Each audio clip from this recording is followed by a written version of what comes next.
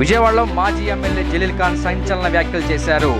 తిరుమల విషయంలో ఆనాడు రాజశేఖర రెడ్డి తప్పు చేస్తే ప్రతిపక్ష నేతగా ఉన్న చంద్రబాబు దేవుడే చూసుకుంటారని చెప్పారని, అదేవిధంగా రాజశేఖర రెడ్డి దేవుడే చూసుకున్నారని మాజీ మంత్రి జలీల్ ఖాన్ ఘాటు విమర్శలు చేశారు. విజయవాడలో ఆయన మీడియాతో మాట్లాడుతూ వైసీపీ హయాంలో దుర్గా ఆలయంలో దోపిడీ చేశారని, వెండి సింహాలను చోరీ చేశారని, అనంతరం ఆయన జగన్ పేరును రాష్ట్ర ప్రజలు మర్చిపోయారని ఘాటు విమర్శలు చేశారు. చంద్రబాబు నాయుడు గారు అపోజిషన్ లీడర్గా రాజశేఖర రెడ్డి మేమైతే నీకు చెప్పలేము, మనుషులుగా నీకు చెప్తే వినే మనిషి కాదు, దేవుడే నీకు చూసుకుంటా ఉన్నాడు. నిజంగా ఆయన దేవుడు ఆ రకంగానే చేశాడు. మీరు తిరుపతి దేవస్థానం అయితే చాలా గొప్ప విషయం. అది విజయవాడలో 5 సంవత్సరాల్లో ఏం జరిగింది మీ అందరికీ తెలుసు. రథంలో బొమ్మలు పోయినాయి,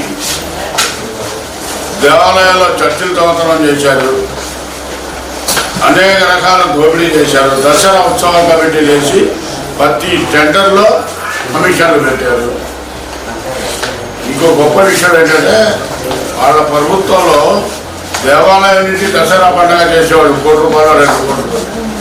చంద్రబాబు గారు ముఖ్యమంత్రి అయిన వెంటనే ఈ పండుగ దసరా పండుగ రాష్ట్ర వ్యాప్తంగా ఉత్సవంగా జరగాలి అనే ఆలోచనతో దసరా ఉత్సవ పండుగ ఈరోజు ప్రభుత్వ పరంగా జరుగుతుంది. ప్రతి గ్రామంలో పల్లెలో ఆ వాతావరణం రావాలని తెలుగుదేశం ప్రభుత్వ హయాంలోనే ఈ నిర్ణయం తీసుకుంటుంది.